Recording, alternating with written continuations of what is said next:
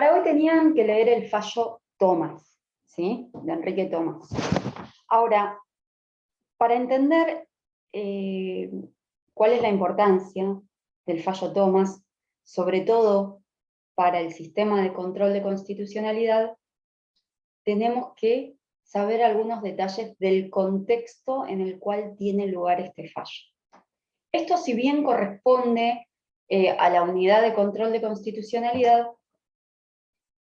viene a ser un puente y opera también con la unidad 6, porque empezamos a poner en movimientos elementos de la unidad de poder judicial. Perdón, poder judicial. Milena, me quedo ahí. Bueno, entonces, como decía, para arrancar vamos a ver cuál era el contexto. En octubre de 2009 se sanciona la ley de medios, ¿sí? Esta ley, que viene a reemplazar una de 1980, que había tenido lugar en el contexto de un gobierno de facto, lo que quiere hacer es obligar a que los grupos que concentran las licencias radiales y televisivas las vendan para poder así, resumo rápidamente, favorecer a la libertad de expresión, ¿sí? Que no sea que un solo grupo tenga no digo la totalidad, pero sí un gran número de licencias que impidan expresar otra versión de las cosas, ¿sí? Ahora, cuando se promulga, y esto vamos a ver por qué después repercute en todo lo que es el fallo. Cuando se promulga esta ley, en la Cámara de Diputados obtiene 147 votos a favor contra 4 en contra. Es decir, había una mayoría, teniendo en cuenta el contexto, digamos, había una mayoría que apoyó radicalmente la sanción de esta ley. Una vez que entra en vigencia, y acá es que empezamos a jugar un poco con los elementos del control, una vez que la ley entra en vigencia, el Grupo Clarín se puede considerar afectado.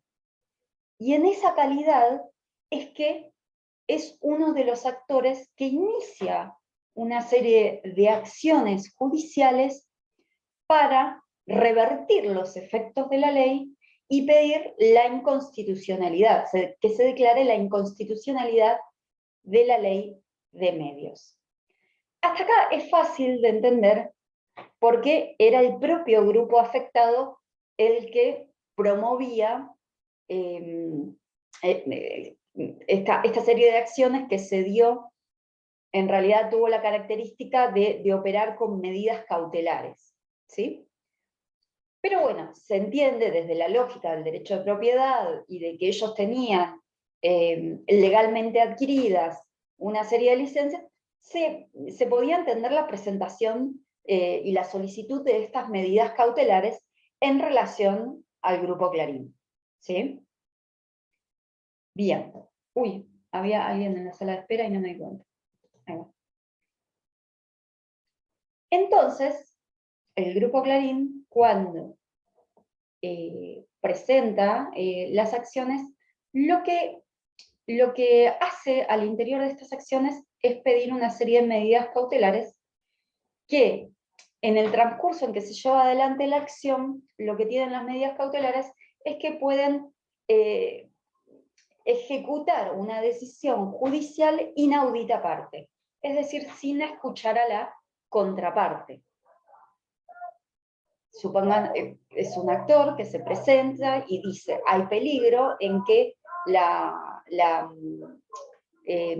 hay un peligro en que en la demora de que esta acción se resuelva, se perjudiquen definitivamente mis derechos, entonces interpongo una medida cautelar. Es más fácil de entender la operación de la medida cautelar, quizás en acciones que tienen que ver con derecho de familia, perimetrales y demás. Pero el concepto de la medida cautelar es que hay que tomar una decisión judicial rápida, ¿sí? Porque hay un peligro en la demora, a su vez hay una verosimilitud en el derecho, es decir, hay una legitimación activa válida y una legitimidad en lo que se pide, que se garantiza a veces con una contracautela, ¿sí? Y es una decisión que se toma al propio comienzo de la acción sin citar a la otra parte. Después se la cita y se le avisa que tuvo lugares. Entonces hasta acá veníamos hablando de que el grupo Clarín hizo uso de estas herramientas y logrando una serie de medidas cautelares se paralizó la ejecución de esta ley, ¿sí? Hasta acá uno lo puede entender, repito, porque fue el afectado directo, digamos, tenía un interés subjetivo lesionado muy claro, y estas acciones prosiguen y finalmente, en octubre de 2013, miren cuánto tiempo pasó, de 2009 a 2013, finalmente la Corte Suprema falla a favor de la validez de la ley de medios, ¿sí? No sé si alguno recuerda que las audiencias fueron transmitidas por la tele, ahí Mateo dice que sí, y bueno, todos pudimos presenciar los debates, y finalmente la Corte decidió en favor de la vigencia de la ley y en favor de la constitucionalidad de la ley de medios.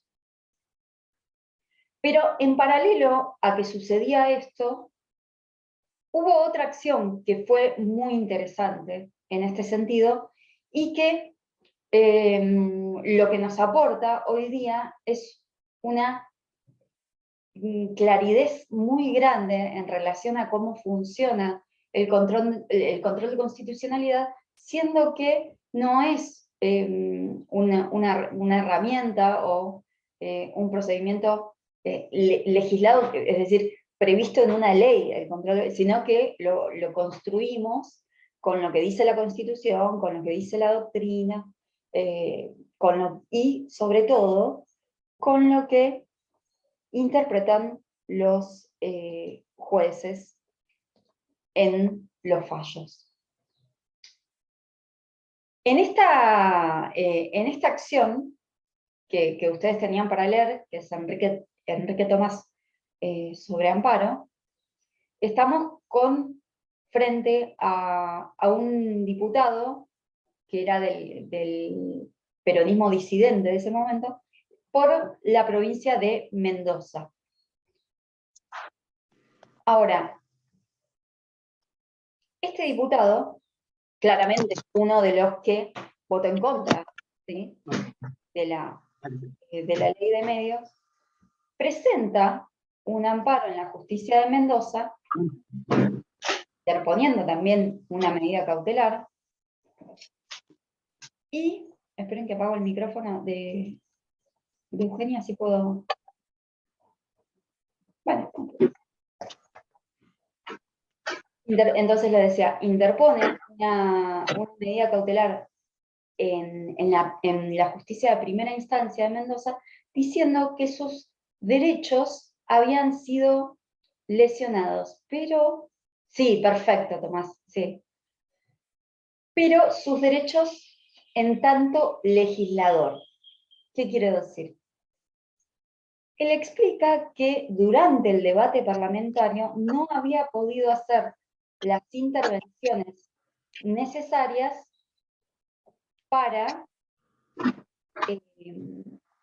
Eugenia, ¿te molesto con que no puedo apagar el micrófono? Entonces, él explica que no pudo hacer las intervenciones necesarias y que fueron violentados sus derechos como legislador y que eso afectó al producto, es decir, la ley misma. Entonces lo que pedía era que cese la vigencia de la ley, que se declare la inconstitucionalidad, en tanto que él, como diputado y a su vez como ciudadano que representa a la ciudadanía en general, se había visto violentado en sus derechos. Hasta acá ustedes me van a decir, es un planteo un poco extraño, siendo que, como decíamos hace un rato, con el Grupo Clarín sí era más fácil de entender cuál era el interés subjetivo lesionado, y acá no. De hecho, ustedes cuando lo fueron leyendo, vieron que los diferentes votos de los ministros van insistiendo en que la legitimación activa de Thomas no era la necesaria para poder ejecutar esta acción. Pero el tema es que una vez que presenta la acción, la jueza de primera instancia hace lugar a la medida cautelar que pide Enrique Thomas. Entonces, siendo que era una ley que concretamente 4 artículos eran el núcleo de la ley, básicamente la obligación de vender las licencias, ¿sí? Y de abrir el panorama para que otros pudieran intervenir en el juego de los medios de comunicación, cuando un juez dictaba una medida cautelar que suspendía la vigencia del núcleo del articulado de la ley, esta ley terminaba paralizada. Y ustedes estuvieron viendo hasta ahora que la teoría nos dice que el control de constitucionalidad tiene que afectar a las partes, ¿sí? Y que no puede derogar una norma. Entonces, acá lo que entra son las facultades de los jueces que al dictar la medida cautelar van más allá de, si bien son atribuciones que legalmente tiene, los efectos del ejercicio de estas atribuciones avasallan lo que deberían ser los límites de la razonabilidad del control de constitucionalidad. Porque si un juez, al dictar una medida cautelar, impide directamente que se ejecute la ley para toda la ciudadanía, algo está fallando en el mecanismo, en el procedimiento del control, ¿sí? Pero para que esto suceda, también tiene que intervenir un peticionante que haga este pedido y un juez que le dé lugar.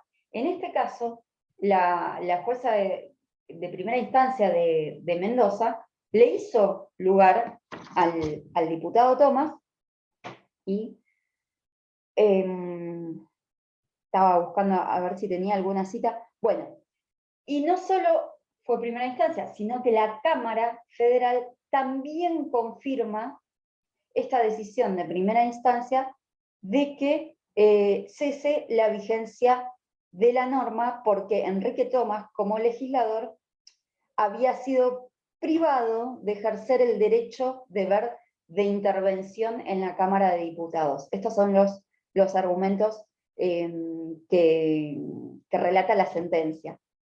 Entonces, en consecuencia, y tal como se sostiene en la demanda, se van deteriorando progresivamente los derechos subjetivos y colectivos invocados con el correr del tiempo.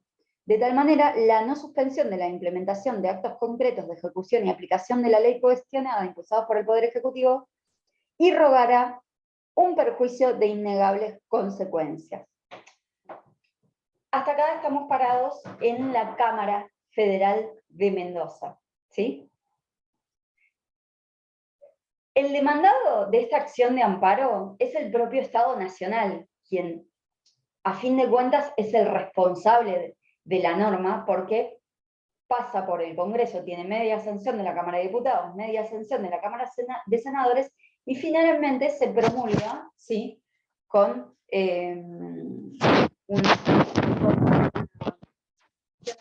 una del Poder Ejecutivo, ¿sí? Entonces, el demandado natural de la acción es el Estado Nacional Argentino.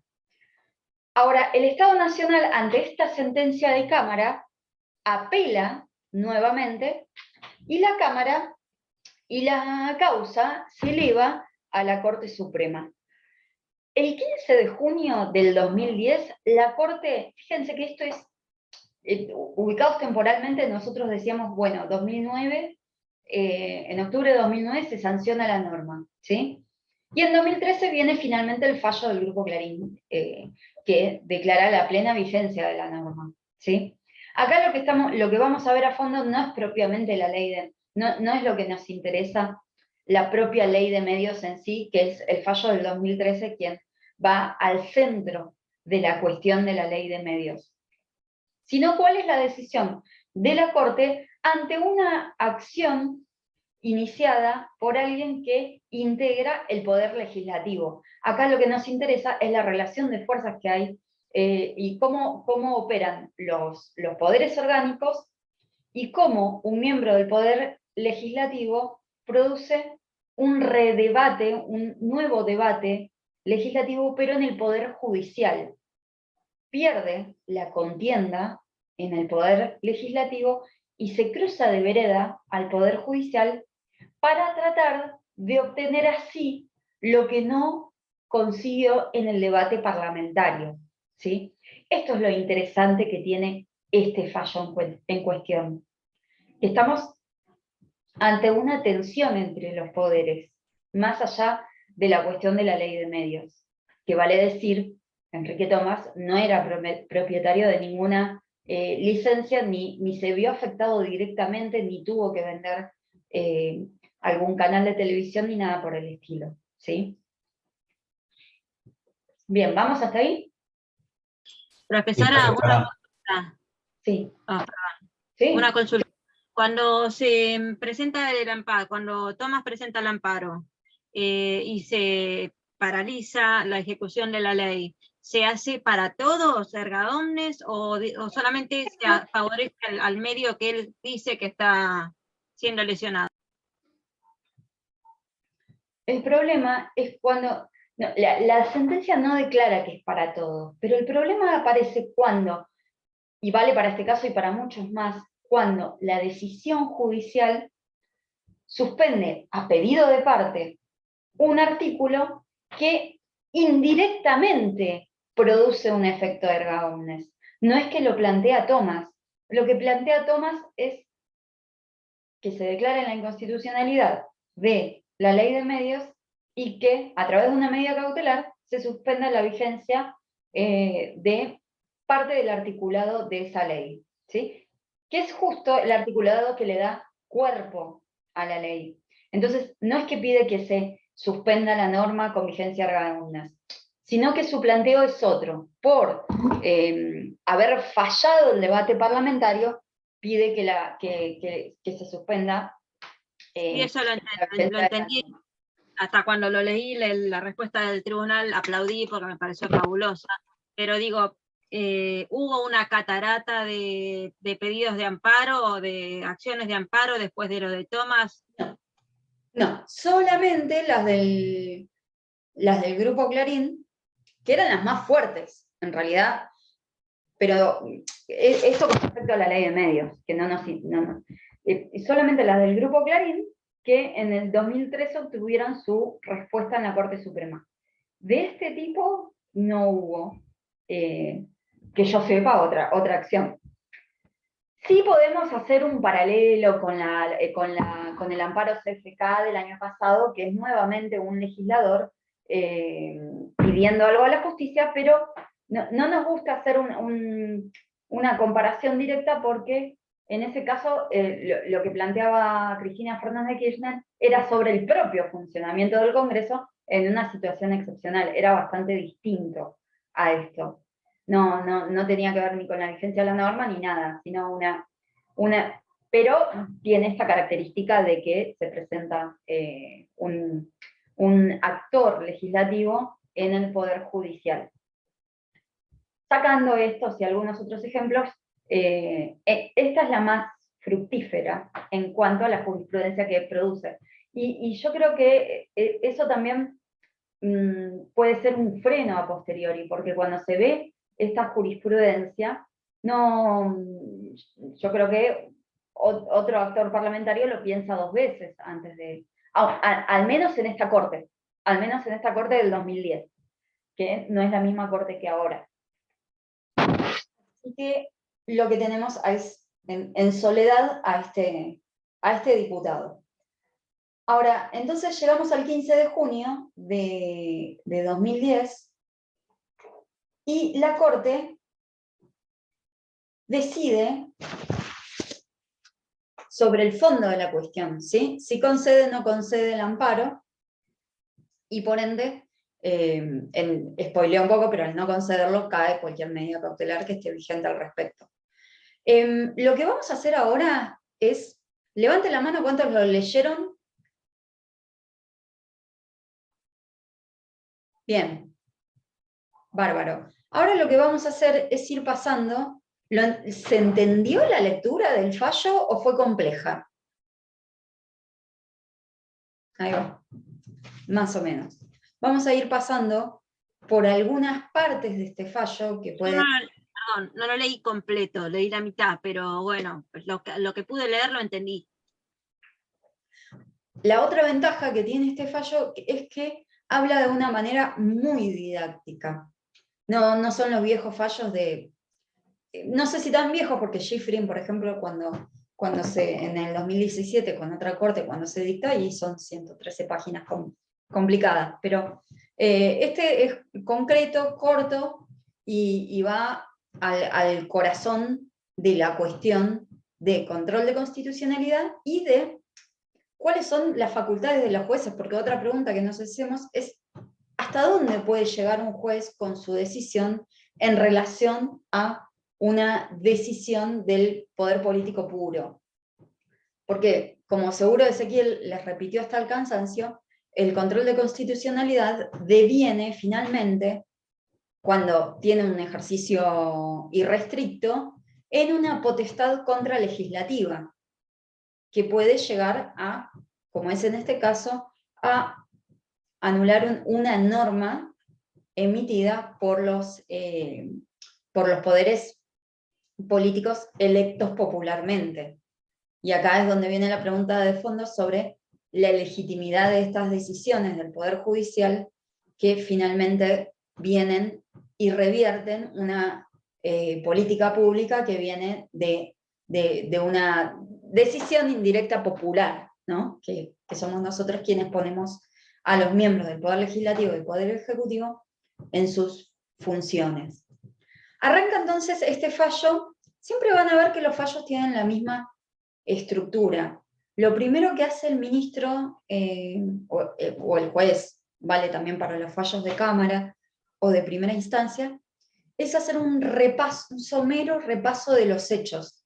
Por eso es que nosotros vemos los fallos y no leemos las acciones y las contestaciones, es decir, las demandas y las contestaciones de demanda.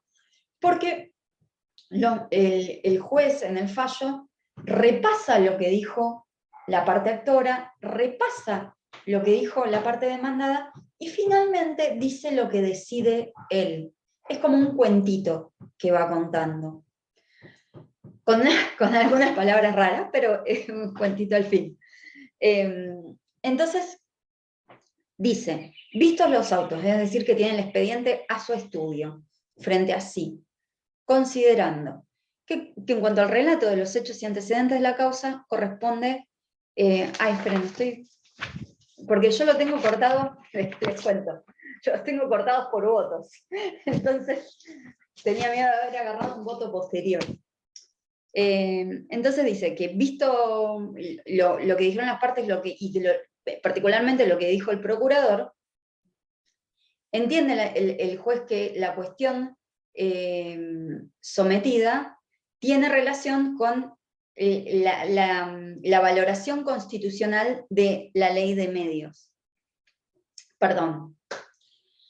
Que en relación a la valoración constitucional de la ley de medios, lo que se viene a preguntar, además de eso, es si está bien que una medida cautelar suspenda la totalidad de los efectos de una ley. Ya en el considerando segundo va al corazón. Arrancó el partido y ya pasó mitad de cancha y entró al área chica. Dice, ¿qué hacemos con una medida cautelar?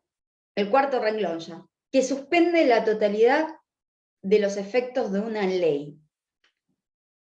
Y al final de la primera página dice, finalmente la decisión en recurso, es decir, lo que se sometió a recurso extraordinario que lo elevó a la Corte, ¿sí? El recurso es aquel escrito por el cual el Estado Nacional hizo que la causa llegara a la Corte, ¿sí? Entonces, la decisión en recurso presenta gravedad institucional en la medida en que, escuchen esto, trasciende el mero interés de las partes. Esto no es el interés de A contra B.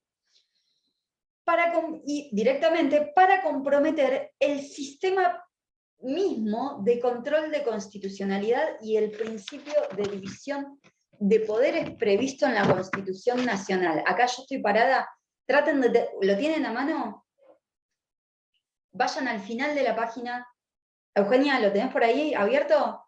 Al final de la página 1, directamente, para comprometer el sistema de control de constitucionalidad y el principio de división de poderes. Por esta cuestión de cruzarnos de vereda y algo que perdimos en el poder legislativo lo llevamos al poder judicial. ¿Ven por qué es tan rico este? ¿Y por qué no nos vamos a lo que es la ley de medios, sino a cómo se dan las contiendas políticas? Eso es lo que nos estamos preguntando de fondo con este fallo. Entonces, y el principio de división de poderes previsto en la Constitución Nacional. Considerando 3. Acá esta demanda de amparo se promueve para obtener una decisión y el actor dice ser, el actor pide que se restablezcan sus derechos de los que dice ser titular en su doble condición de legitimación de ciudadano interesado y de diputado nacional. Este es el cuerpo, el considerando 3, de la cuestión de la legitimación activa. ¿Se acuerdan que en el capítulo 1 de TEA habíamos visto que necesitábamos de 2 elementos? La existencia de una causa judiciable y la existencia de legitimación activa, es decir, la capacidad de ser actor porque tenemos un interés subjetivo lesionado, ¿sí? Si se corta proceso y vuelvo a mandar link, ¿sí? Aguarden 5 o 10 minutitos, busquen un café y les mando de vuelta. Bueno, entonces en este considerando 3, relata el juez qué es lo que dijo ¿qué es lo que dijo el actor en su escrito de demanda? Dijo, yo tengo derecho porque soy ciudadano y porque soy diputado nacional, y como tal se me vieron lesionados los derechos durante el trámite parlamentario del proyecto de ley que luego, bueno, fue sancionado fue la llamada Ley de Medios 26.522. Entonces dice, a tal efecto, y insiste en que su legitimación activa se apoya en la afectación de sus intereses particulares al participar en la deliberación previa en la sanción de esa norma. Ustedes mismos ya pueden ver una incongruencia entre lo que es ser parte de legitimación activa y lo que plantea este diputado. De hecho, la redacción del fallo, cuando dice insiste en la legitimación activa, se está en cierta forma diciendo que se fue de la raya con esta caracterización de la legitimación activa. La Cámara admitió la legitimación del actor como afectado en razón del artículo 43, que nunca llegamos a verlo, pero bueno, el artículo 43 es el que permite a un afectado en un derecho constitucional presentar una acción de amparo, ¿sí? Es el corazón del amparo en la Constitución Nacional. Quizás lo llegan a ver con Javier. De la Ley Suprema, ya que, según dijo, se encuentran comprometidos derechos de incidencia colectiva, y este es otro argumento que utiliza en la demanda, relativos o generados por intereses individuales homogéneos, como es el de todo ciudadano a ser regido por leyes dictadas de conformidad con las normas constitucionales. Bueno, entonces, desde ese lado entra a cómo toda la ciudadanía está afectada porque está bajo una ley que no fue debidamente sancionada y por ende promulgada, ¿sí? En el considerando 4 dice que la invocación de la calidad de ciudadanos sin la demostración de un perjuicio concreto, y acá vamos a otro elemento que hace firme una legitimación activa, es insuficiente para sostener la legitimación a los fines de impugnar la constitucionalidad de una norma, ¿sí? El ser ciudadano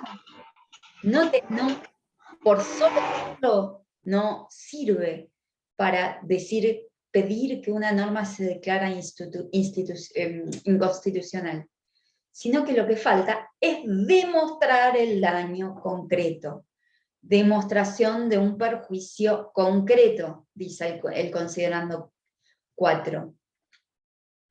En efecto, cabe poner de manifiesto que el de ciudadano es un concepto de notable generalidad, y su comprobación todos somos ciudadanos.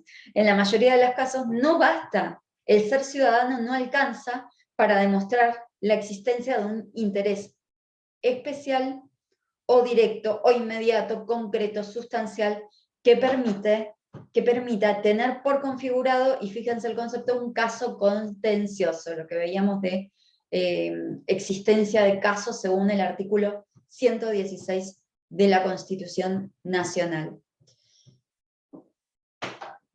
Entonces, vamos, considerando 3, 4, va directo a lo que es legitimación activa, daño concreto y existencia de causa, ¿sí? Bueno, esta Corte ha dicho que constituye un presupuesto necesario, que exista, y acá es donde la Corte empieza a dar cátedra sobre cómo tiene que funcionar el control de constitucionalidad y qué significa cada elemento. Esta Corte ha dicho que constituye un presupuesto necesario que exista un caso o controversia, y se cita a sí mismo, perdón, me olvidé, cita su propia jurisprudencia, que nosotros vemos el fallo Tomás, pero hay decenas de fallos anteriores, ¿sí?, que refuerzan este concepto. Un caso o controversia que deba ser resuelto por el tribunal, pues la justicia nacional no procede de oficio. Recuerden que la justicia no actúa sola, sino cuando alguien pide algo. Y solo ejerce jurisdicción, acuérdense que jurisdicción es la acción de decir el derecho, jurisdictio, es decir, decidir judicialmente sobre una controversia, solo ejerce jurisdicción en los casos contenciosos en que es requerida a instancia de parte. Cuando haya un litigio concreto y cuando haya una parte que demuestre estar afectado, que pida algo, ¿sí? Bueno, seguimos vamos al segundo párrafo de la página 3, dice, en este sentido, el tribunal rechazó de plano una acción de inconstitucionalidad, recordando que el demandante no puede expresar un agravio diferenciado respecto de la situación en que se hallan los demás ciudadanos. Es decir, Tomás no tenía elementos para diferenciarse y decir, bueno, esto me afecta puntualmente por algo, y tampoco puede fundar su legitimación para accionar en el interés general en que se cumplan la Constitución y las leyes. Si vamos al concepto, a la idea de interés general, me remito a esta vía por la cual nosotros elegimos a nuestros representantes, y estos representantes están facultados para decidir políticas públicas en nuestro nombre, en tanto y en cuanto nosotros los elegimos democráticamente. De otro modo, admitir la legitimación en un grado que la identifique con el generalizado interés de todos los ciudadanos en ejercicio de los poderes de gobierno, deformaría las atribuciones del Poder Judicial en sus relaciones con el Ejecutivo y la Legislativa. Segundo punto crucial acá. ¿Cuál es el papel que tiene el Poder Judicial en relación al Ejecutivo y la Legislatura? Acá la Corte ve primero el peligro de que cualquier persona haga un planteo y frene porque sí algo, ¿sí? Pero en segundo lugar, planteos locos siempre hay. Siempre va a haber alguien que no tenga debidamente fundamentadas las circunstancias en su acción, en su demanda, ¿no? Todos somos libres de decir lo que ve la Corte acá no es solo el hecho de que vaya alguien y presente un planteo potencialmente descabellado, sino que la gravedad la encuentra en la decisión judicial, porque los jueces tienen la responsabilidad, en todo caso, de rechazar indímine o conocer en las instancias o la producción de prueba que corresponda, aquello que no tenga asidero, que no corresponda. Entonces, advierte la gravedad de que el Poder Judicial se tome atribuciones que excedan sus propias facultades y que afecten sus relaciones con los poderes electos democráticamente. ¿Sí? Repito, este párrafo es muy importante. ¿Sí? Estamos en la página 3, en el párrafo 2. ¿Sí? Dice, de otro modo, admitir la legitimación en un grado que la identifique con el generalizado interés, es decir, que alguien vaya y se identifique con la ciudadanía en general, generalizado interés de todos los ciudadanos en ejercicio de los poderes de gobierno, deformaría las atribuciones del Poder Judicial en sus relaciones con el Ejecutivo y con la legislatura y lo expondría a la imputación de, escuchen esto, ejercer el gobierno por medio de medidas cautelares. La Corte misma dice, el peligro es que un juez se quiera poner en un rol de gobernante. ¿Por qué? Porque las facultades que otorgan las medidas cautelares permiten, dan el pie, digamos, el marco para que un juez irresponsablemente pueda hacerlo, ¿sí? Como les contaba al principio, la idea de medidas cautelares se entiende o tiene más lógica desde el punto, quizás con ejemplos básicos de que un amparo de salud que uno pide como medida cautelar es que se lleve a cabo una operación antes que alguien muera y no llegamos a tiempo a notificar a la obra social. Les pongo un ejemplo fácil para que se entienda.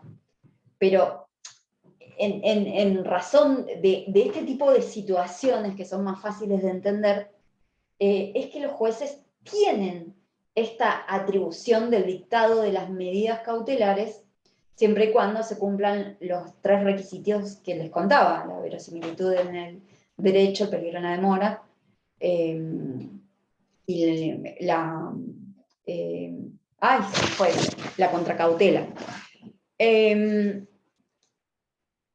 El tema está hasta dónde lo usa un juez, en qué circunstancias y con qué límite usa esta facultad de las medidas cautelares. Y acá lo que entiende la Corte es que está afectando directamente las relaciones con los otros poderes. En el siguiente párrafo empieza a hablar un poco del fallo Alavi, que es otra jurisprudencia relevante en cuanto el ejercicio amplio del control de constitucionalidad, y al final de la página dice, la exigencia de caso en los términos del artículo 116 de la Constitución Nacional se mantiene incólume, ya que no se admite una acción que persiga el control de la mera legalidad de una disposición. Acá vamos a otro punto, si no es el corazón, podemos decir que es los pulmones, digamos, del control de constitucionalidad, porque dice, no se puede presentar una acción atacando la constitucionalidad de una norma por la mera legalidad de la norma, ¿sí? Que quizás en los sistemas con control político puro puede caber esta posibilidad, porque lo que se analiza es puramente en los sistemas previos el análisis textual de la norma.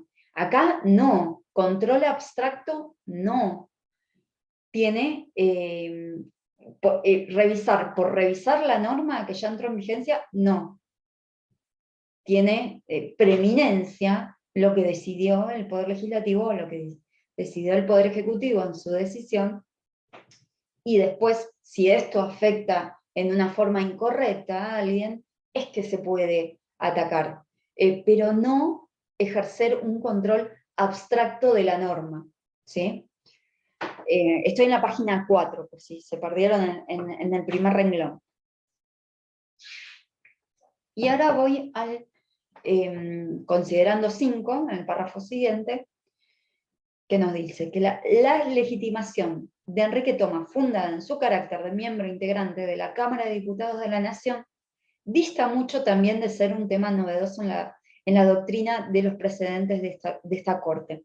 Entonces, acá en el considerando 5, porque recuerdan que hace un rato dijimos que la Corte en este fallo dice, el control es así porque esta Corte ya lo dijo antes.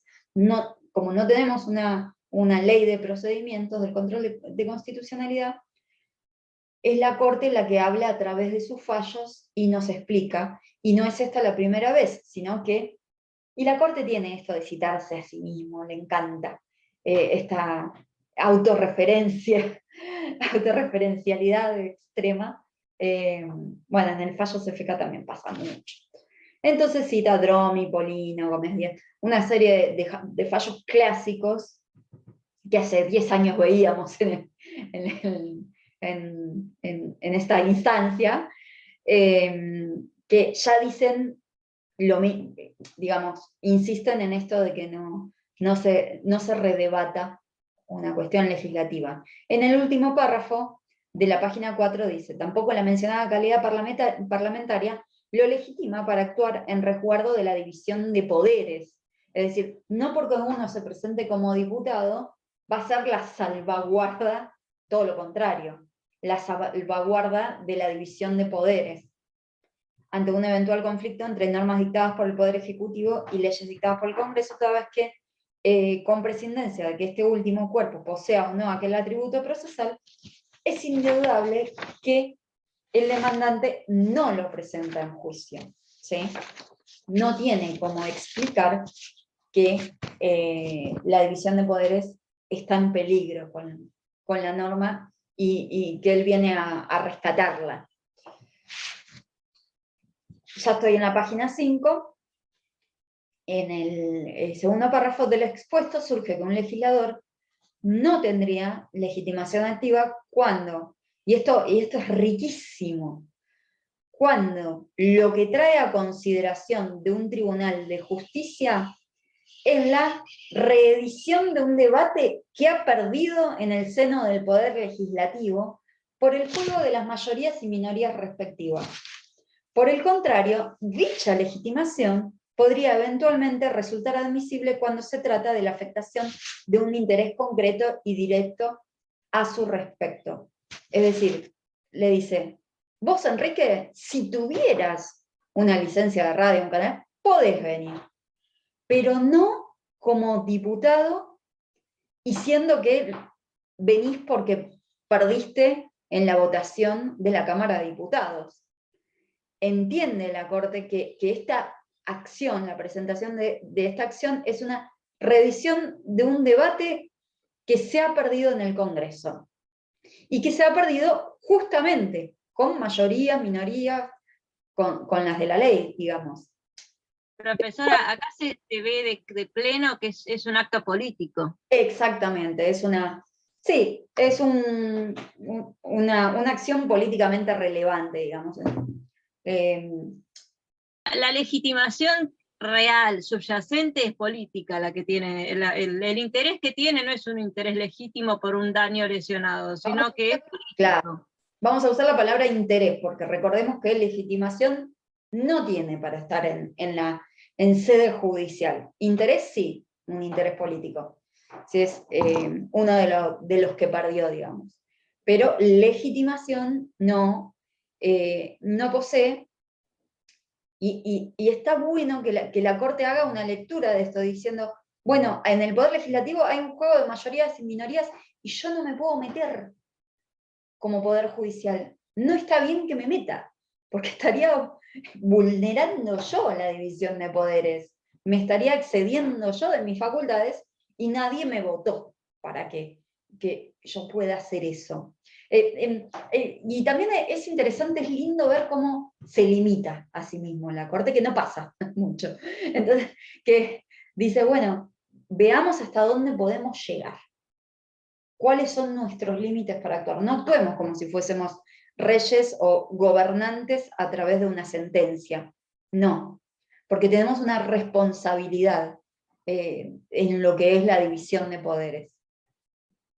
Insisto, este fallo y de esta integración de la Corte.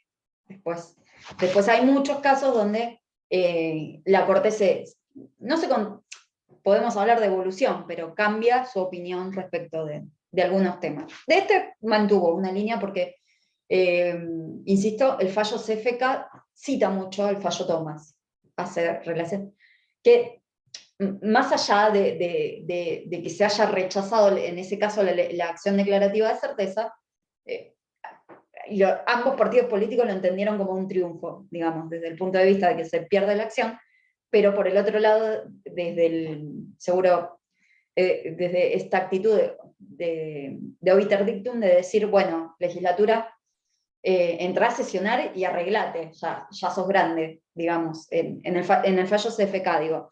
Pero hace mención constantemente al fallo Thomas en que no se tiene que meter, por más que le dice estaría bueno que sesiones, no se mete, rechaza la acción declarativa de certeza. Lo que quiero decir con esto es que después Thomas, nosotros nos paramos acá en Thomas en el 2010, pero después Thomas es reutilizado en la jurisprudencia. Bueno, entonces, acá en el último párrafo del considerando 5 es riquísimo en cuanto a esta cuestión del conflicto, de la relación de fuerzas dentro de los poderes, ¿no? Y esta insistencia en que hay que separar lo que hace el Poder Legislativo de lo que hace el Poder Judicial. Hoy el considerando 7 dice que por otra parte no es válida la posibilidad y acá vamos al efecto mismo de la medida cautelar, no es válida la posibilidad de suspender o incluso derogar una norma legal con efecto de erga omnes, y esto responde a lo que decíamos hace un rato, Patricia, que repito, no estaba contemplado en la demanda. La acción decía, ok, quiero la inconstitucionalidad de la norma, pero indirectamente al tomar esa decisión, el efecto era erga omnes. No estaba en la sentencia previsto que los efectos fueran así, pero los jueces sabían que ese era el efecto.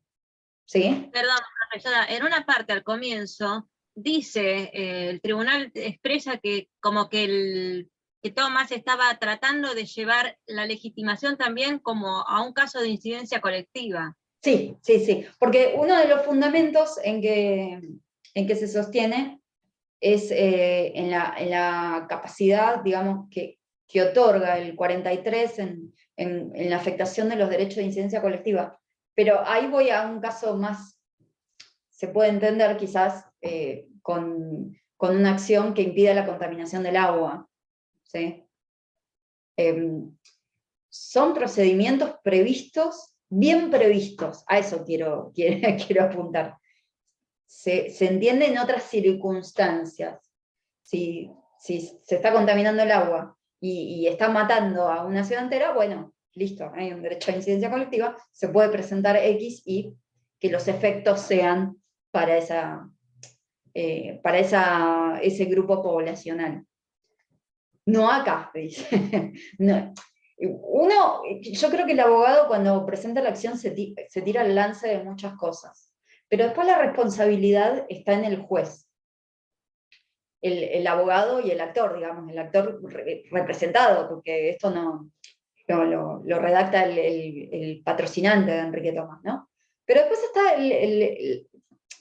como les decía hace un rato, cualquiera puede presentar cualquier cosa, pero la responsabilidad de la facultad jurisdiccional está en el juez. Y esto es lo que critica el fallo, la Corte, en relación a Cubo, es decir, a los que están por debajo de ellos mismos. Entonces en el 7 dice que no es válida la posibilidad de derogar una norma legal con efectos erga omnes. Un juez no tiene que, con sus sentencias, aunque no lo diga explícitamente, derogar una norma. No le corresponde. Hola Ariel, bienvenido. Lo que sin duda no se ajusta al 116 de la Constitución, que vamos a ver la clase que viene, y ello se torna más llamativo en el caso si se considera que el actor no representa a la Cámara Legislativa. Y acá entra, se mete en cuestiones más políticas, se las juega un poquito la Corte, porque dice, no solo sos un diputado, sino que sos un diputado de una facción política, de un sector político partidario. No representás ni siquiera a la totalidad de diputados, porque eso no se podría, porque el recinto de diputados es donde se reúnen diferentes grupos, colores políticos, grupos políticos partidarios, donde todos van a tener intereses distintos. De hecho, los otros 147 que votaron a favor, lógicamente, bueno, estaban a favor de que esa norma entrara en vigencia. Entonces, ojo con el uso de la calidad de diputado, porque siendo diputado representás a un sector específico, ¿sí?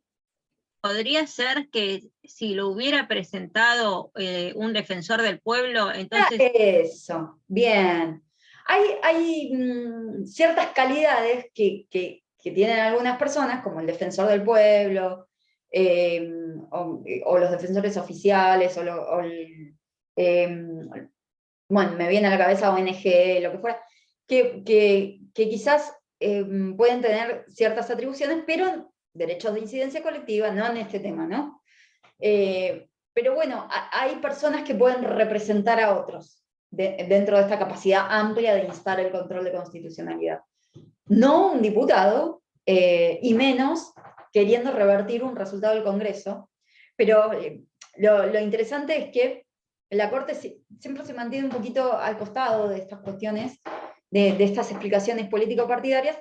No es que toma parte, sino que explica cuál es el rol que tienen los diputados, y dentro de ese rol es representar a una facción, no a una totalidad. Distinto el representante del Poder Ejecutivo, que bueno, lo vota un sector y tiene que representar a la ciudadanía en general, pero el diputado representa a quienes lo votaron. Qué sé yo, o Milei no entró al Congreso, pero para dar un ejemplo extremo, ¿no? Si fuera, va a representar los intereses de los de extrema derecha, no va a representar los intereses de, no sé, estoy con el debate de Miriam Bregman, y cada cual va a representar sus ideas. Entonces, la Corte acá explica un poquito de teoría política en relación a esto. Por lo cual se arribaría, como se dijo, al irrazonable resultado de extender una medida judicial a sujetos que no solo no la han solicitado, sino que incluso podrían no compartirla. Claramente, hay un sector que no, alejándome de lo que es la Cámara de Diputados en sí misma, ¿no? Que también fue abrumador, sino la ciudadanía en general. Ya al votar a sus representantes decide qué línea de políticas públicas va a tener.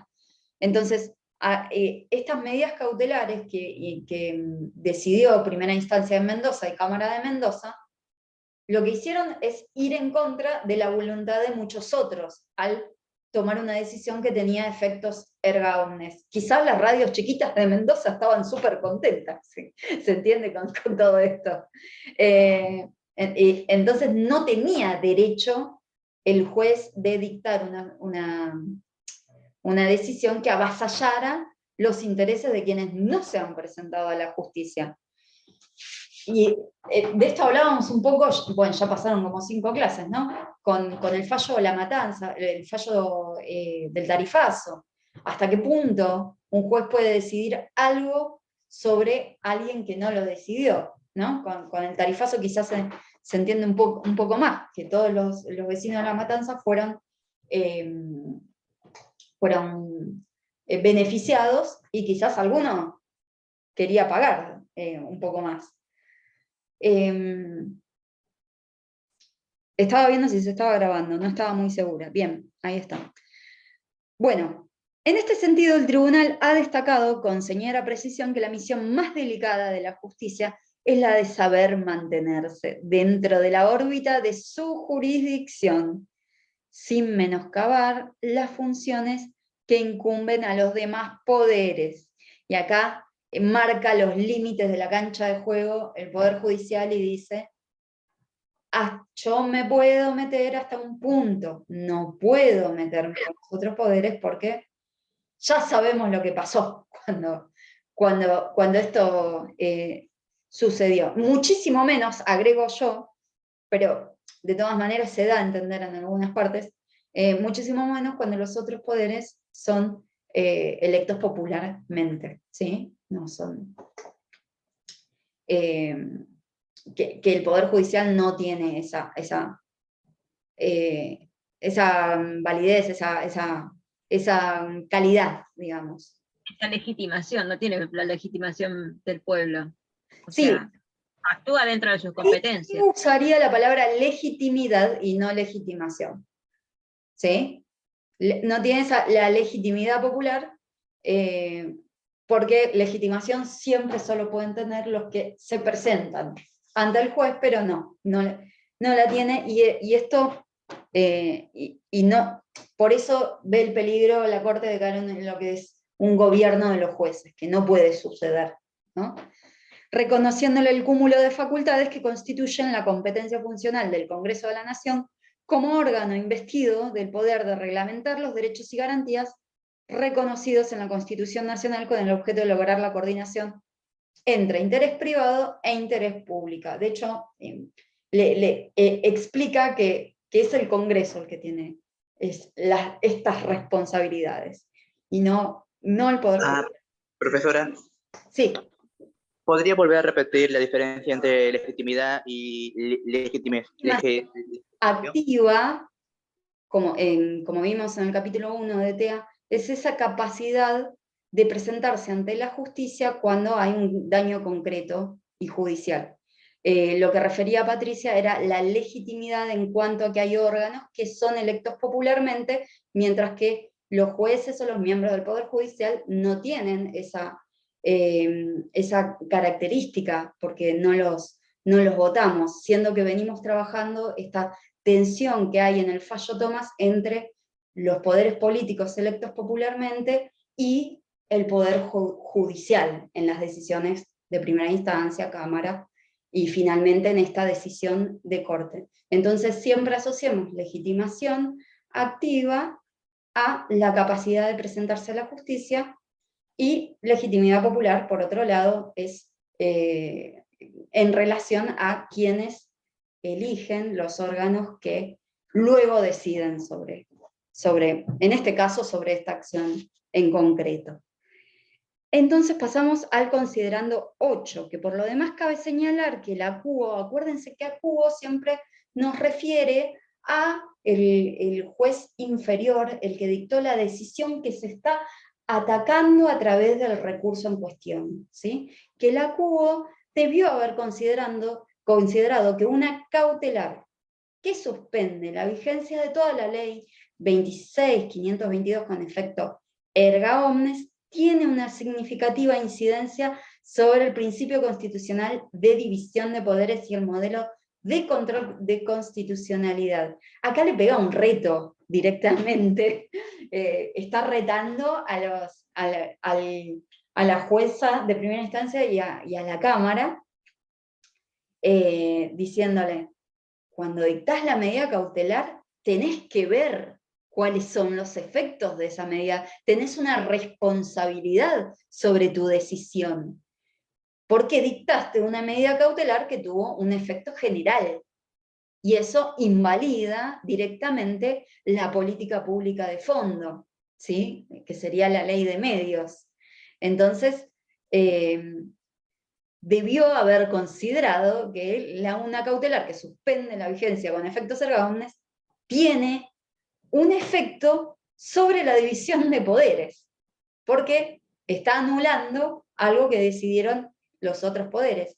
Y también sobre el modelo de control de constitucionalidad, que fíjense que lo pone en segundo lugar porque advierte, como decía al principio, la gravedad institucional, que entre paréntesis es uno de los recursos por los cuales se accede a la Corte, no se usó en este caso, es un recurso o una vía de acceso a la Corte, la gravedad institucional en meterse con lo que deciden los otros poderes, ¿sí? Lo que están en peligro son las instituciones. Y después, en segundo lugar, los procedimientos relacionados al control de constitucionalidad, que ya vimos tienen que ser solo para las partes, con un caso concreto, etcétera, etcétera.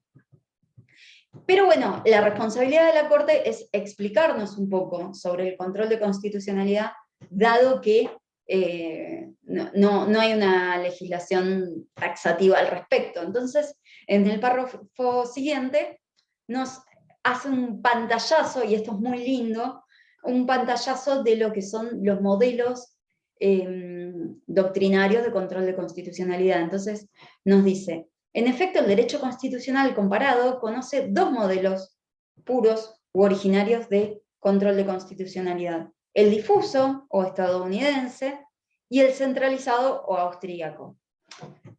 2021 ya tenemos un poquito más trabajado el tema, digamos. Francia ya entró en un sistema mixto y varios países de América Latina. Pero de todas maneras es útil esto que nos provee, porque nos dice, ok, el difuso estadounidense es el que tenemos nosotros, ¿sí? Nos da una clasecita de derecho constitucional. Y después hay países que tienen un tribunal constitucional o un consejo constitucional, es decir, que está en un órgano específico concentrado esta facultad. Dice, conforme al primer modelo, el difuso estadounidense, cualquier juez puede en un proceso declarar la inconstitucionalidad de una norma y en consecuencia sentenciar sin aplicarla. ¿Qué es lo que pasó acá? Porque una jueza de primera instancia tomó esa decisión de declarar la inconstitucionalidad, que no está mal que un juez de primera instancia lo haga, lo que está mal son los efectos, ¿no? Que sean erga omnes. Conforme al segundo modelo, un único tribunal, en este segundo no podría un juez de primera instancia hacerlo, un único tribunal puede juzgar la inconstitucionalidad de la norma, pero en caso que lo haga, esta no solo no se aplica al caso, sino que pierde la vigencia erga omnes. En estos modelos concentrados sí es posible que una decisión de un tribunal constitucional sea erga omnes, porque está previsto así institucionalmente en las constituciones de estos países.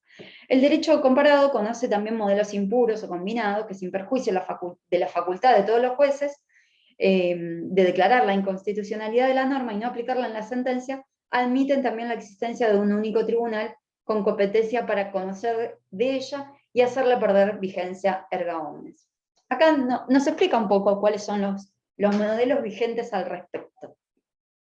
No existe ningún modelo impuro en el mundo que combine los modelos puros en forma que la competencia para hacer caer erga omnes, la vigencia de la norma se dispersa en todos los jueces.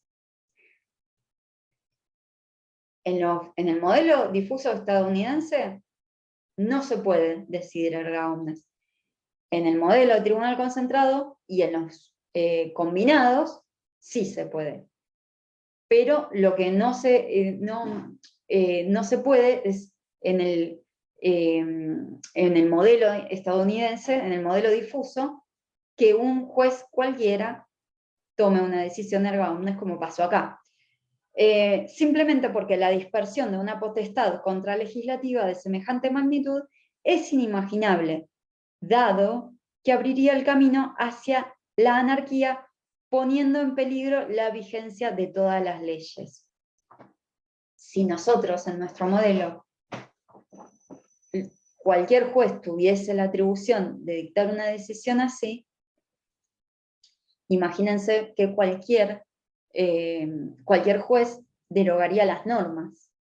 Entonces, el sistema de vigencia de las leyes no tendría ningún sentido. Ahí sí sería un gobierno de los jueces, donde cualquier juez puede hacer lo que les plazca en relación a las normas sin respetar la decisión del Congreso, ¿sí? El modelo argentino, y acá nos dice para dónde se patea en la cancha. El modelo argentino es claramente el difuso o norteamericano en forma pura. En una acción como la precedente, ningún juez tiene en la República Argentina el poder de hacer caer la vigencia de una norma erga omnes, ni nunca la tuvo desde el 53-60. Siempre es para las partes, no para todos. La decisión se podría haber tomado en el caso, vuelvo, es más comprensible en el caso del Grupo Clarín, con los efectos que tiene para sus propias licencias. Ahí sí lo podemos entender. Ahora, es tajante en este párrafo. No tiene ningún juez semejante poder, ¿sí? Porque estaría en peligro el sistema de división de poderes. La suspensión cautelar de la vigencia de una norma dispuesta por un tribunal presupone que éste se atribuye la competencia de sentenciar, en definitiva, con idéntico poder. Dado que ese poder no lo confiere la Constitución a ningún juez ni tribunal, alterando gravemente el modelo de control constitucional de las leyes, por ella consagrado, es claro que el caso reviste gravedad institucional. Por segunda vez nos refiere que esta intromisión dentro de las facultades de los otros poderes es un caso de gravedad institucional. Están en peligro las instituciones. Suficiente, y esto alcanza para que la Corte abra la instancia a efectos de asegurar la vigencia del sistema. ¿Qué decimos con abra la instancia? Recuerden que para acceder a la Corte tiene que ser finalmente la Corte la que admita la acción. La Corte tiene amplias facultades en cuanto a decidir qué causa toma y qué no toma. Más allá de que existen determinados recursos que son como ventanitas de acceso a la Corte, recurso ordinario federal, recurso extraordinario federal, recurso por gravedad institucional, después los vamos a ir viendo todos, finalmente está en la Corte decidir las causas que toma y sobre todo las causas que decide. Por eso vemos que hay causas que demoran más en resolverse y causas que demoran menos, ¿sí? Finalmente es decisión de la Corte. Y acá la Corte dice, lo que está pasando acá es suficiente para abrir la instancia, es decir, para admitir el recurso y tomar una decisión al respecto, a efectos de asegurar la vigencia del sistema consagrado en las normas de máxima jerarquía, corrigiendo una deformación que introduciría el caos en la vigencia de las leyes sancionadas por el Congreso de la Nación, lesionando para siempre el ejercicio de los poderes constitucionales.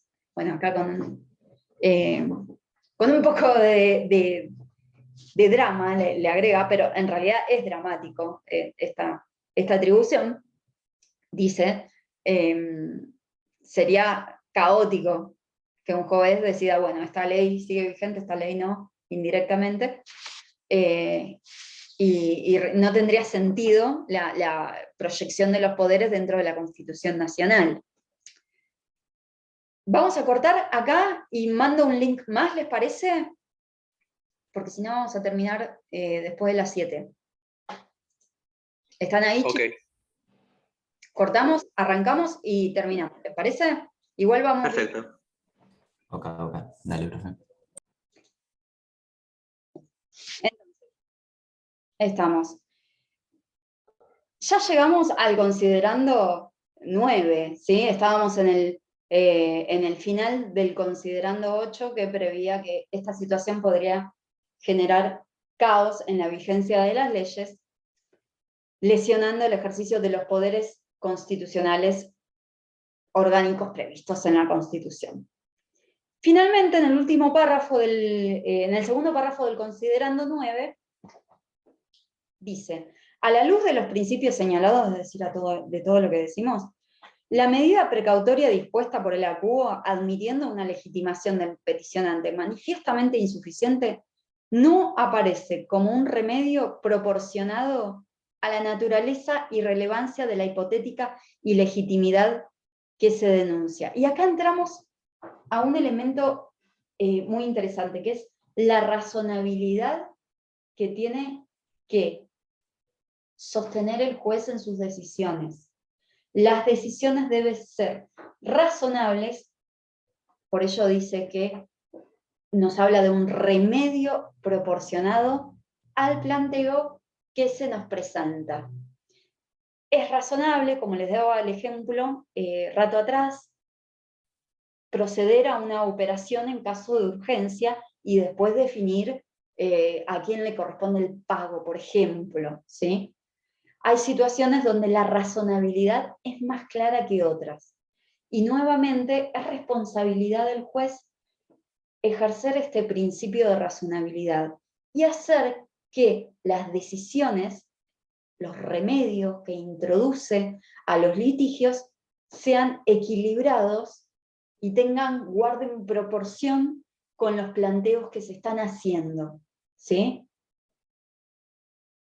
De vuelta, lo que les decía hace un rato, cualquiera puede presentar lo que le plazca, pero el juez tiene la responsabilidad de que sea razonable la decisión que toma en relación a la situación que se plantea. La medida precautoria, entonces, que tomó acá la jueza, no es un remedio proporcionado, ¿sí?, en relación a la hipotética ilegitimidad que denuncia el actor, ¿sí? Ello es así, no solo por la falta de adecuación entre la violación constitucional alegada y la amplitud de la medida dispuesta, sino también porque en la tarea de ponderación, el acuo debió haber considerado que una cautelar que suspende la vigencia de toda la ley 26.522 con efecto erga omnes, tiene una significativa incidencia sobre el principio constitucional de división de poderes, por lo que su procedencia, según expresó anteriormente, debe ser evaluada con criterios especialmente estrictos, que la Cámara no aplicó. Entonces, nosotros. Hay una parte que dice que tiene un derecho constitucional violentado, ¿sí? Y pide una medida. Acá dice, en la tarea de ponderación, es decir, en esta actividad que hace el juez de evaluar lo que se le pide y evaluar las consecuencias de su decisión, de la decisión que puede tomar para un lado y para otro. ¿Se acuerdan de la imagen del video del fallo Marbury? Cuando están los jueces evaluando qué es lo que sucedería si deciden para un lado o deciden para el otro lado. Bien. Perdón, se me había ido. De esto nos habla la Corte en este momento. Los jueces tienen que tener conciencia de cuáles son las consecuencias de sus decisiones judiciales. Y acá, nuevamente los reta y les dice, el acuo debió haber considerado que una cautelar que suspende la vigencia de toda la ley con efectos erga omnes y va a afectar directamente la división de poderes, por lo que su procedencia, según se expresó anteriormente, debe ser evaluada con criterios especialmente estrictos que la Cámara no aplicó. Bueno, por ello, concordantemente con lo dictaminado, con el procurador, se declara procedente el recurso extraordinario y se revoca la sentencia apelada. En la misma decisión dice, ok, el recurso corresponde, y corresponde que la Corte trate este tema, porque eso también lo tiene que relatar en su decisión, porque admite la acción, y revierte la decisión que había mantenido la Cámara, y que a su vez había avalado a la primera instancia, ¿sí? Revierte totalmente las decisiones que venían tomando en primera instancia y en la Cámara de Mendoza, ¿sí? ¿Cómo estamos hasta acá? Chicos, aguantaron un voto completo. Bien.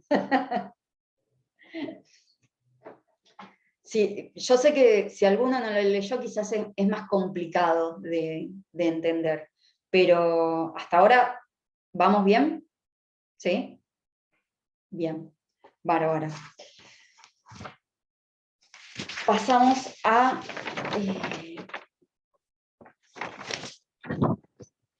no voy a decir que este primer voto es el... no hay voto que sea más importante que otro. Ustedes saben que las decisiones de corte van pasando por los diferentes despachos de los ministros de corte, ¿no? Y cada ministro va dictando su voto. En realidad lo hacen los relatores. Vamos a ser sinceros, ¿no? Después los ministros lo firman, pero bueno, tienen una responsabilidad sobre lo que están firmando, ¿no? En la práctica hay mucho trabajo de lo que son los relatores de corte. Tienen un equipo grande que va decidiendo. Y las cortes, lógicamente, son impares para que en las decisiones haya una postura a favor o en contra del recurso que se plantea. Siempre va a mediar un recurso, ¿sí? Es algo que la acción sea originaria, tenga competencia originaria la Corte, ¿sí? Vuelvo al ejemplo de coparticipación. Sacando esta posibilidad de que la Corte sea primera instancia y a la vez produzca la prueba, las audiencias y demás, en la mayoría de los casos, las causas llegan de una instancia inferior porque me dio un recurso de apelación, ¿sí? Extraordinario, ordinario, gravedad institucional, per saltum, hay muchos tipos de recursos, pero lo importante es que hubo una decisión anterior. Después está la decisión de la Corte de tomar la causa y de fallar en esa causa, que acá se le quiso poner unos límites el año pasado, pero bueno, no se pudo al respecto. Esperemos que algún día haya un código, una referencia en el Código Procesal hacia estas facultades, pero la realidad es que las causas llegan, son admitidas, y luego cada ministro va aportando su voto, ¿no? Que después se publica en un mismo día todos los votos, y la cantidad de votos que decidan a favor de la parte actora o a favor de la parte demandada, concediendo o no concediendo el recurso de apelación, va a marcar la dirección de la decisión de corte. A veces los votos, varios votos, pueden ser a favor de una postura, como es el caso en cuestión, pero cada voto le va agregando un elemento distinto, ¿sí? Es decir, ahora, por ejemplo, vamos a empezar con el voto de Petraki, y quizás Petraki no se metió tanto en lo que es la legitimación activa o la división de poderes. Ahora vamos a ver, ¿no?, en qué se metió. Pero cada uno va trabajando los temas que considera más pertinentes, va desarrollando una doctrina sobre los puntos que considera más pertinente desarrollar sobre el caso que tiene frente a sí. Entonces cada cual hace su aporte.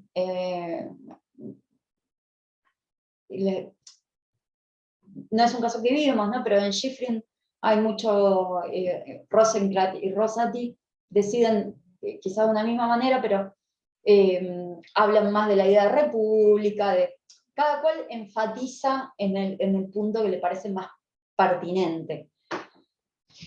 Entonces nosotros ahora vamos a pasar,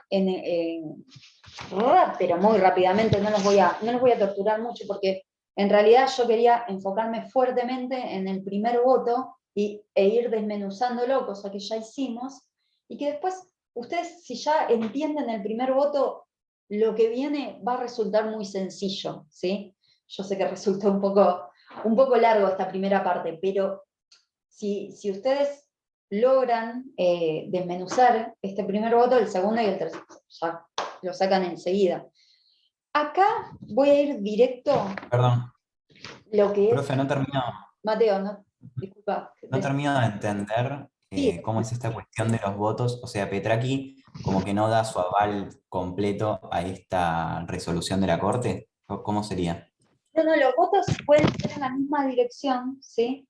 Pero, ¿recuerdan haber escuchado el concepto de obiter dictum, de casualidad? ¿O los complico más? No, vamos a quedarnos más sencillo. Pueden ir en una misma dirección, pero van a hablar van a hacer doctrina sobre un punto que les interese más, ¿sí? Entonces, en este caso, también está en contra de la acción, es decir, no avala lo que hizo Enrique Tomás, pero nos hace un aporte, por ejemplo, en el considerando 3, sobre lo que es la legitimación del artículo 43 de la Constitución Nacional, que lo pasamos antes rápidamente, y que de hecho en esta cuestión no nos interesa tanto, entonces por eso yo también lo voy a pasar rápidamente, pero se puso a hablar de otros temas que son también relevantes, pero no fueron abordados de la misma manera en el voto anterior, ¿sí? Por eso es que estos considerandos los paso, que como les cuento, después los leen, ¿no? Pero hacen nuevamente un pequeño relato de qué es lo que dijo la Cámara en el considerando 3, qué es lo que dijo la Cámara mendocina, qué presupuestos examinó para ver si existía o no existía. Bueno, me detengo. Después, que la Cámara mendocina comenzó por examinar si concurrían los presupuestos necesarios para que exista una causa o juicio en los términos requeridos del 116 de la Constitución Nacional. Es decir, ¿hay o no hay causa? Se pregunta acá. Para lo cual afirmó que era necesario definir si el diputado Tomás se encontraba legitimado para promover el amparo como representante de los ciudadanos que lo eligieron, es decir, en función de la representación popular, que ejerce, a causa, por ejemplo, el concepto de representación popular, que antes no lo vimos utilizado, que ejerce como legislador nacional. Esto repite un poco lo que ya veníamos hablando, ¿sí? Dicho de otra manera, pero viene trabajando lo mismo. Después, en el siguiente párrafo sí se mete más en lo que es quién es agraviado según la Constitución Nacional, cita un poco de jurisprudencia internacional que antes no vimos, en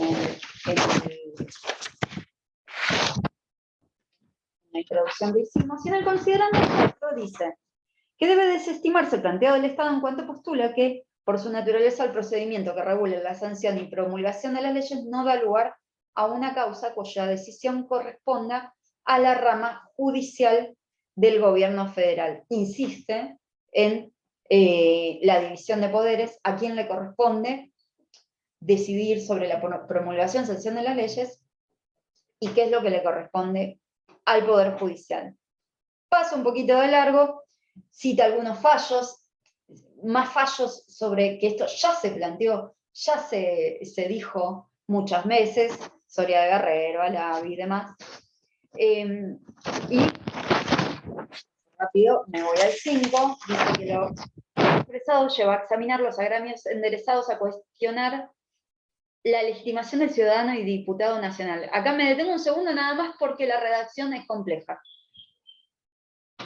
El relato que hizo en los 4 considerandos anteriores, esto que venía contando de qué dijo la Cámara y qué es lo que dijo la Corte anteriormente, lleva a que tenemos que estudiar los agravios enderezados a cuestionar. Agravios son los acápites, los párrafos que se plantean en el recurso por el cual se accede a la Corte, donde se explica punto por punto cuál es nuestro daño, ¿sí?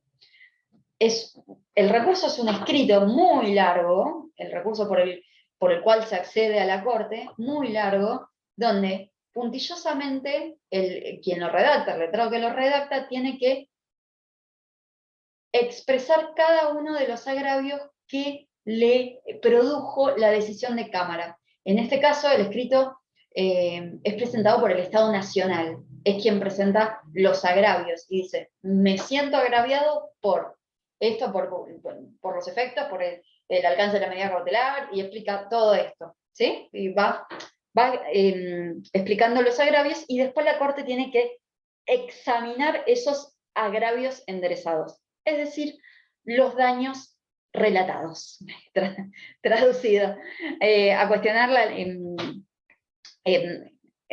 hace hincapié en los agravios que hacen mención a la legitimación activa de ciudadano y diputado nacional de Enrique Luis Tomás para promover el presente amparo, pues si ellos prosperaran resultaría inoficiosa, es decir, si estuviese bien la legitimación activa, sería inútil la consideración de los restantes planteos. ¿Por qué? Porque es la primera pregunta que nos respondemos, nos dice acá. Esto es muy lindo, bueno, para mí es muy lindo. Primero preguntémonos quiénes somos en las causas. Si la respuesta es que no somos nadie en la causa, ni vale la pena seguir preguntándose todo lo demás. Uno, los agravios se expresan, bueno, no corresponde porque falta la legitimación activa. En caso de que la legitimación activa fuese considerada, no corresponde por los alcances de la decisión de la norma, ¿sí? Hay una serie de planteos que hace el Estado Nacional, y acá dice, bueno, pero primero preguntémonos si tenemos partes, después vemos todo lo demás. Los restantes planteos formulados por los recurrentes, bueno, sería inoficioso, sería inútil estudiarlos, esa sería la traducción, ¿no?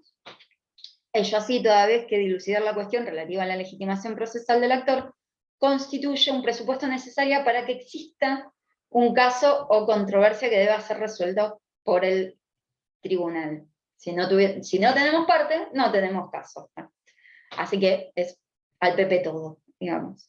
Pues la justicia nacional no procede de oficio y solo ejerce jurisdicción en los casos contenciosos en que es requerida a instancia de parte. Siguiente párrafo, y ya terminamos ahí, pasamos al PowerPoint, al repaso. Cabe advertir que... Perdón. Sí. No tiene, la Corte antes de tomar un caso no tiene que tener en cuenta tres puntos fundamentales: la legitimación activa de la parte, la competencia de la Corte para poder abordar o no, y la pretensión de la parte. Todo eso. O sea, si esas tres cosas no se cumplen, directamente no puede avanzar. ¿Es esto más o menos lo que está mencionando este juez? Claro, pero dice, tengo que revertir lo que ya está vigente. Es decir, toma la causa, ¿sí? Porque hay una situación de gravedad en las instituciones, y decide, esta causa no tiene sentido, traduzco así, a grandes rasgos, ¿no? Esto no tiene razón de ser porque el actor no está legitimado activamente. Entonces, el actor no puede presentar esto. El juez no puede decir lo que decidió. Entonces, yo tengo que tomar la responsabilidad. La causa porque la causa ya existía y los efectos ya existían. Entonces, la tiene que tomar para decidir en contrario, ¿sí? Dejar sin efecto todo eso que estaba vigente. Recordemos siempre que hay una medida cautelar acá que sigue actuando hasta tanto esto no se publique, ¿sí? El 15 de junio de 2010. Pero sí, básicamente son los puntos que dijiste igual, está perfecto. Sí. Legitimación activa, tomar la causa, todo eso. Sí. Perdón, cabe advertir que la ampliación de los sujetos legitimados por la reforma constitucional 94 no se sigue una automática aptitud para demandar. Esta también es una frase linda. que la reforma constitucional del 94 haya planteado esta facultad del artículo 43, iniciar acción de amparo, vulneración de derechos constitucionales, derecho de incidencia colectiva y demás, todo esto que nos aporta la reforma del 94, no significa que haya está muy bien descrito, una automática aptitud para salir a demandar a lo loco. No nos vuelve irresponsables al respecto, sino un examen previo de la existencia de una cuestión susceptible de instar el ejercicio de la jurisdicción, en atención a que no ha sido objeto de reforma la exigencia de que el Poder Judicial intervenga en el conocimiento y decisión de causas. Todo muy lindo con lo que aporta el 43 y todo eso, pero eso no cambia, y no cambió en absoluto, lo que dice el artículo 116, en cuanto a que el Poder Judicial tiene que actuar en causas donde haya un daño. Una cosa no quita la otra, las dos conviven y hay que tomar una decisión armónica al respecto, que es lo que hace acá. Última, 6. Que la condición de ciudadano para promover eficazmente el control de constitucionalidad que la ley suprema pone en manos del Poder Judicial de la Nación ha sido rechazada por una continua serie de pronunciamientos. Esto es como cuando toman un examen y dicen, mirá que ya lo vimos en varias clases esto. Más o menos la Corte le dice así a los jueces de primeras. Esto ya te lo expliqué muchas veces. Básicamente lo que está diciendo es esto. Bueno, y después sigue, lo que hace es un nuevo repaso de la jurisprudencia al respecto, y en el considerando 7 nos dice que vuelve sobre la legitimación, fundada en el carácter del miembro de la Cámara, dista de ser un tema novedoso. Bueno, este voto reta un poco más que el anterior, el trazado de la línea que separa lo permitido de lo prescripto a los legisladores, cuando en esa condición demandan ante el Poder Judicial es claro y no deja margen para la duda, ni mucho menos para el error. Les dejo a ustedes lo que queda de los considerandos. Si ustedes ya entendieron hasta acá, van a estar espectacular. Ahora lo que vamos a hacer es retomar brevemente un PowerPoint, que no sé si se los compartí, si no se los comparto, no hay ningún problema, que enlaza un poquito todo esto que estamos viendo, porque el fallo Tomás es un puentecito entre control de constitucionalidad y Poder Judicial. ¿Por qué? Porque nos explica el modelo del control de constitucionalidad, pero a la vez nos enseña mucho sobre hasta dónde puede llevar un juez, ¿sí? ¿Cuáles son los límites de las decisiones jurisdiccionales? Muchísimo. Entonces nos permite entrar a lo que es la unidad de Poder Judicial, que van a ver el viernes que viene, pura. Ya van a entrar en cómo se conforma la Corte, las condiciones para ser miembro de la Corte, y todo esto, ¿sí? ¿Estamos hasta ahí más o menos? Ahora les voy a dejar a ustedes el resto de los considerandos del segundo y tercer voto, pero bueno, lo más rico ya más o menos lo vieron, y entramos a hacer un breve repaso con el PowerPoint. Y ya 15 minutos nos quedan, y a las 7 cortamos, así todos pueden entrar a la clase siguiente que tengan, ¿sí? Bien, compartir pantalla, vamos a acá, rápidamente. Nosotros vimos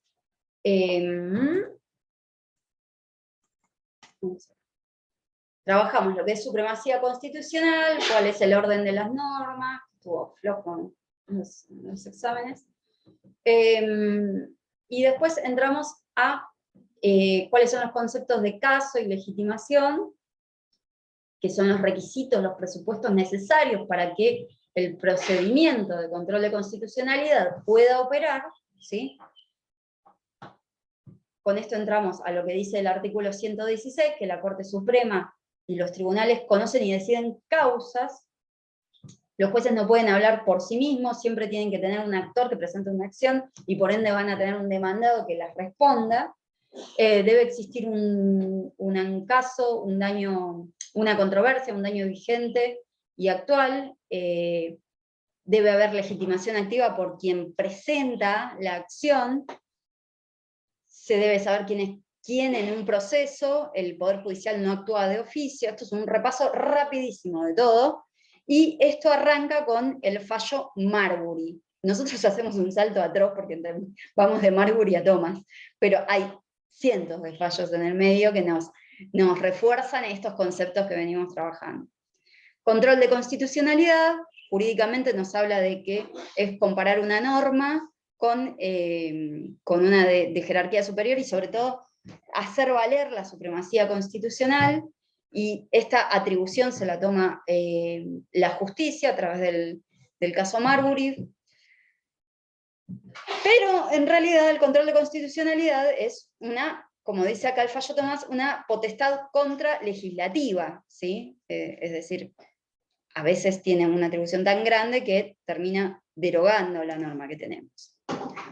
Las variables que estuvimos viendo de control de constitucionalidad, según el órgano, según la dispersión, concentración del órgano, el momento en que se lleva el control, todo esto ya lo vimos, ¿no?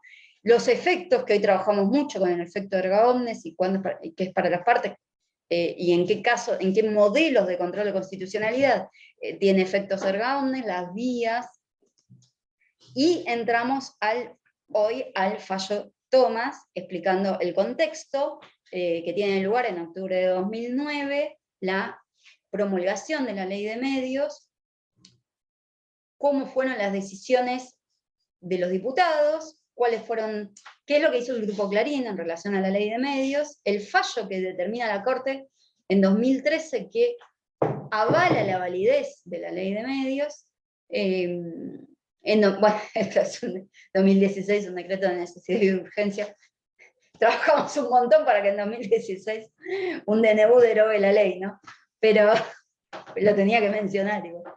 ¿Qué es lo que dice la Cámara Federal? Les puse un breve extracto. Y bueno, no, esto ya es otra cosa. Ese es el contexto, y finalmente el fallo en sí mismo, que es lo que estuvimos trabajando hoy, y no tengo idea cómo dejar de compartir. Ahí está, ahí volvimos, ¿sí? Eso después, si quieren, se los comparto, pero quiero que vean cómo se enlaza todo, que no es descolgado el fallo en relación a todo lo que venimos viendo, y a la vez nos permite entrar a lo que va a ser la conformación de la Corte, las facultades de la Corte. Después vamos a seguir por el Consejo de la Magistratura, Corte, Consejo de la Magistratura, y Justicia Federal y Justicia Ordinaria, y los recursos, si es que llegamos con el cuatrimestre. Bueno, chicos, hasta acá estamos. Yo les voy a pedir encarecidamente que terminen la lectura de Thomas, tranquilos, y la clase que viene van a estar con Ezequiel, y van a arrancar con Poder Judicial, que va a ser hiper interesante, les aseguro, muy entretenido. Así que conmigo nos vamos a ver en 2 viernes, y vamos a seguir trabajando la parte orgánica de Poder Judicial, ¿sí? Les quedan 10 minutitos de descanso antes de entrar a lo siguiente. ¿Les quedó alguna duda con todo esto que vimos de Thomas? O si no, cualquier cosa leen, y después, si hay alguna duda puntual, me preguntan, no hay problema. Pero creo que el fallo, que se fue entendiendo, ¿no? Más o menos, los que estuvieron desde el comienzo, ¿sí? Igual el primer voto es un poco... es lindo, la verdad que habla con mucha claridad. Después terminen de leerlo, y cualquier duda me preguntan, ¿sí?